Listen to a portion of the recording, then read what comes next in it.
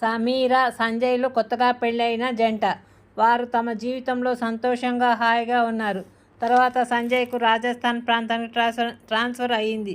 దాంతో వాళ్ళు తమ సామానంతా ఆ ప్రాంతానికి ట్రాన్స్పోర్ట్ ద్వారా పంపి వాళ్ళిద్దరూ అక్కడి దాకా ట్రైన్లో వెళ్ళి అక్కడి నుండి సంజయ్ ఉండే ప్రాంతానికి ఎడ్ల బండిలో వెళ్తూ పచ్చని పంట పొలాల్లో పనిచేస్తున్న వారిని గమనిస్తూ ఆ వాతావరణాన్ని ఆస్వాదిస్తూ హాయిగా అనిపిస్తుంటే అలా చూస్తూ కబుర్లు చెప్పుకుంటూ అక్కడి దాకా వాళ్ళ ఆఫీస్ వాళ్ళు తీసిపెట్టిన ఇంటికి వచ్చారు. అప్పటికే అక్కడి ఆఫీస్లో పనిచేసే ఇద్దరు వర్కర్లు సామాన్లన్నీ ఇంట్లో పెట్టారు. వాళ్ళు అక్కడికి రావడంతోనే విష్ చేసి కీస్ ఇచ్చారు. ఇంట్లో మంచినీళ్ళు, తినడానికి క్యారియర్లో ఫుడ్ పెట్టి వెళ్ళారు. వీళ్ళు కొద్దిసేపటి తర్వాత రిలాక్స్ అయ్యాక టిఫిన్ తిని సామాను ఒక్కొక్కటి సర్దేశారు. పెద్ద పెద్ద సామాను సర్దడానికి ఇద్దరు మనుషులు రావడంతో వారి సహాయంతో సర్దారు.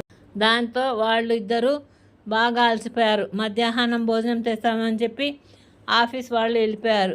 రాజస్థాన్లో సమీరా, సంజయ్ అంతే సంతోషంగా ఉన్నారు. అక్కడి వాళ్ళ మాటల విధానం, వేషధారణ కొత్తగా ఉన్నా వాళ్ళు సంజయ్, సమీరాలతో బాగా కలిసిపోయారు. వీళ్ళ మంచితనం ఆ ఊరి వారికి బాగా నచ్చింది. సమీరాకు అక్కడి ఆడవారు కానీ మగవారు కానీ పెద్ద ఎడ్యుకేటెడ్ కాకపోయినా ఒక్క నిమిషం రెస్ట్ తీసుకోకుండా పని చేసుకోవడం, అన్ని పనులు ఆడవారు కూడా మగవారితో పాటు చేసేవారు. రెస్ట్ తీసుకోవడం అనే అలవాటు అక్కడి వారికి అస్సలు అలవాటు లేదు. ఎప్పుడో ఏదో ఒక పని చేస్తూనే ఉంటారు. ఎలాంటి గొడవలకు పోరు. వాళ్ళ పని ఏమిటో, వాళ్ళ సంసారం ఏమిటో అంతవరకే ఉంటారు. వాళ్ళల్లో స్నేహభావం కూడా ఎక్కువనే. ఒకరికొకరు సహాయం చేసుకోవడం కూడా చూసింది సమీర. పిల్లలకు కూడా ఏదో ఒక చిన్న పని చెప్తూనే వాళ్ళకి ఏ పని ఎవరి మీద ఆధారపడకుండా ఉండడం నేర్పిస్తారు. ఈ పద్ధతి సమీరాకు బాగా నచ్చింది. సమీరాకు వాళ్ళతో స్నేహంగా ఉండడంతో సమీరా, సంజయ్ల ఇద్దరు పిల్లల్ని కూడా ఎక్కువ వాళ్ళే చూసుకున్నారు.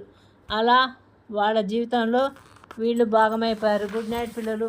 నా కథలు నచ్చినట్టు లైక్ చేయండి, షేర్ చేయండి, సబ్స్క్రైబ్ చేయండి. గంట సింబల్ నొక్కండి. నా కథలు నోటిఫికేషన్గా వస్తాయి.